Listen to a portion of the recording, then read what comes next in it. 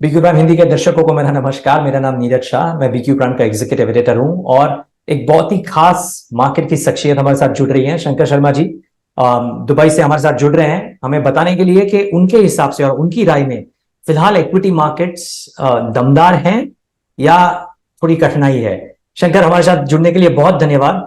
और आपके नजरिए से समझना चाहूंगा कि 2-3 महीने बीत गए हैं, अदानी ग्रुप का इश्यू हुआ इंडिया मार्केट्स के लिए, बाद में वेस्टर्न बैंक्स का इश्यू चालू है फिलहाल। आपके नजरिए से ये प्रॉब्लमेटिक सिनेरियो है या ये इजी टू मनूवर है? तो मैं इसको अगर हिस्टोरिकल कॉन्टेक्स्ट में देखूंगा नीरज, तो मैं ये कहूंगा कि ये पिच है, ट्रिकी पिच है, लेकिन अनप्लेएबल पिच नहीं है। ये डस्ट बॉल नहीं है कि जहां पर कि आप कोई गेंद खेल ही नहीं सकते हैं।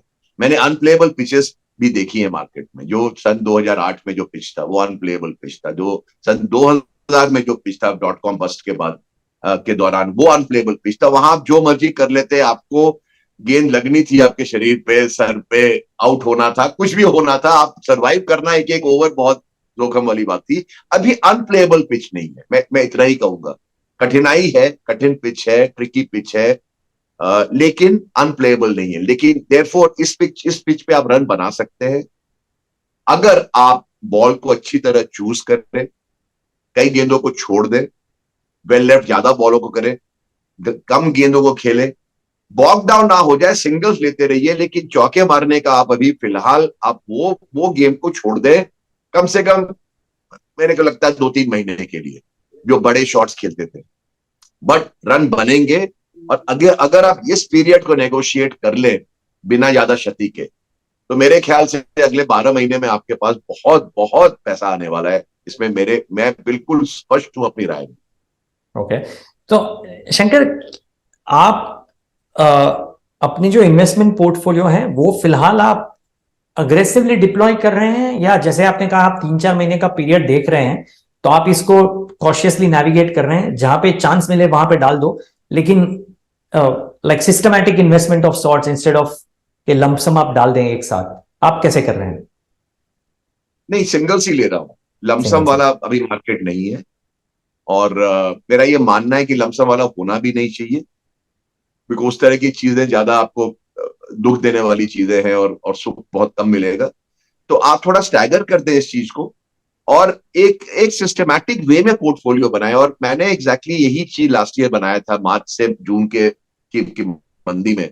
और वो पोर्टफोलियो मैंने एक एक्सपेरिमेंट के तौर पे बनाया था, एक मिनी पोर्टफोलियो। और वो पोर्टफोलियो के रिजल्ट्स में 12 महीने बाद देखता हूं तो औसत दर पे 50 to 150% गेन्स है उस पर।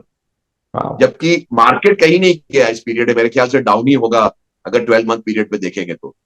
लेकिन एक वेल चोजन पोर्टफोलियो इस मार्केट में भी मुझे 50 से 150% रिटर्न देके गया है। तो मैं कहता हूं साहब, अगर आप इस तरह के मार्केट को फाइट ना करें, इसको एम्ब्रेस करें, इससे सीख लें, और ये एक अपॉर्चुनिटी की तरह देखें, तो मैं तो कन्विंस्ड हूं कि इस तरह के मार्केट को वेलकम करना चाहिए एक आम इन्वेस्टर को, रादर देन उस पर दुख व्यक्त करना चाहिए कि मार्केट डाउन है, ये है, वो है। तो आप कैसे देख रहे हैं, कौन सी थीम्स में आवेल आपको लगता है कि ये अगर नेक्स्ट 3 महीने में लोग इस पे स्टडी करें, रिसर्च करें और ध्यान से इन्वेस्ट करें, तो ये 50 to 150% का गेन होने की संभावना है अगले 12 से 15 महीने में? बहुत सिंपल है, बिल्कुल। इसमें कोई आप ज्यादा फोकस ना करें कि कौन से क्षेत्र, कौन से रीजन में करना है। आप सिंपल उन कंपनियों को ले, पहली बार जिनका स्टॉक प्राइस स्ट्रांग रहा हो, जो ज्यादा रेजिलियंट रहे हो, और जिसके लास्ट जो तिमाही के जो नंबर्स थे वो ठीक थे, और जिनकी आउटलुक आपको ठीक नजर आ रही हो मैनेजमेंट कमेंट्री पे, और अगले महीने 1.5 महीने में सबके रिजल्ट्स आने भी लग जाएंगे, तो वो उसके लिए भी वेट करें। तो आपको पिछले रिजल्ट से एक पिक्चर मिला है, उस पर थोड़ा थोड़ा डालें। एंड अगर वो कंफर्म हो जाता है अप्रैल क्वार्टर के नंबर्स पे, आप सॉरी मार्च क्वार्टर के नंबर्स पे जो अप्रैल में आ जाएंगे वो मोटा मोटा, तो आप उस पर फर्दर ऐड कर सकते हैं। तो ये पोर्टफोलियो एक सिस्टमैटिक पोर्टफोलियो है। 15 से 20 स्टॉक मिनिमम रखे इसमें। और मैंने भी एग्जैक्टली यही किया था। मैं ऐसा कुछ भी नहीं बता रहा हूं कि मेरे पास कोई प्रिविलेज इंफॉर्मेशन था किसी चीज के बारे में। मैंने ये ब्रॉड टॉप डाउन बेसिस पे एक एक्सपेरिमेंट किया था, एक प्रयोग किया था, और प्रयोग बहुत ही ज्यादा सक्सेसफुल रहा है, मैं इतना आपको कह सकता हूं। शंकर, आपसे दो बात और जानना चाहूंगा।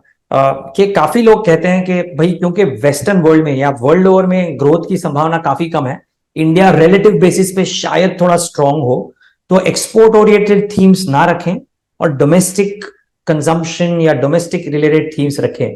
क्या ये उचित होगा? ये उचित है, और मेरा मानना है कि एक्सपोर्ट ग्रोथ इंडिया के लिए फिलहाल ऑन अ ब्रॉड बेसिस आना बहुत मुश्किल है, कठिन है, क्योंकि जो आपके इंपोर्टिंग मार्केट्स हैं उसमें स्ट्रेस है, हमको सबको मालूम है। तो इसीलिए डोमेस्टिक सेंटर्ड थीम्स मोटा मोटा, मैं एकदम कोई हार्ड एंड फास्ट रूल नहीं रखता इन्वेस्टिंग में, लेकिन मोटा मोटा आपको डोमेस्टिक सेंटर्ड थीम के प्रति ज्यादा लगाव रखना चाहिए। ओके। शंकर शर्मा कॉफी पीते हैं, उनकी ट्वीट से पता चलता है वो वाइन पीते हैं, उनकी ट्वीट से पता चलता है वो रेस्टोरेंट्स में काफी खाते हैं। मैं समझना चाहूंगा कि ये अर्बन कंजम्पशन रिलेटेड थीम क्या सिर्फ शंकर शर्मा के स्पेंडिंग के बेसिस पे होगी, या आपको लगता है कि पूरा भारत इवेंचुअली ये जेकब में जाएगा और इसके लिए ये थीम में इन्वेस्ट कर सकते हैं?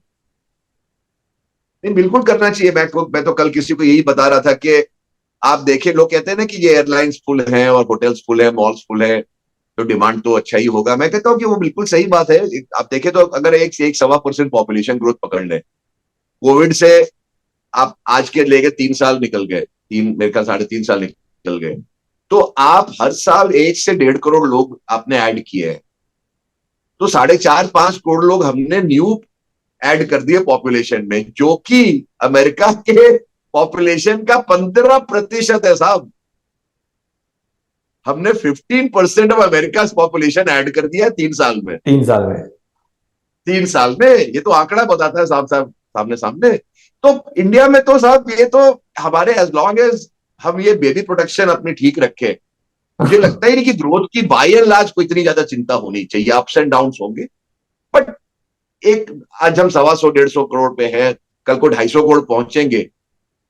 रिसोर्सेज तो लिमिटेड है इंडिया में, हर तरह के, जगह कम है, पानी कम है, तो जनरली स्पीकिंग कंपनियों के मुनाफे बढ़ेंगे क्योंकि डिमांड ज्यादा होगा, सप्लाई कम रहेगा। ओवरऑल मैं एक मैक्रो बेसिस पे बात कर रहा हूं, तो मुझे कोई शक नहीं है इसमें साहब के ये अर्बन कंजम्पशन स्ट्रांग ही रहने वाला है हिंदुस्तान में। शंकर शर्मा जी, आपके साथ हर बार बात करके कुछ नया सीखने को मिलता है, इस बार भी यही था।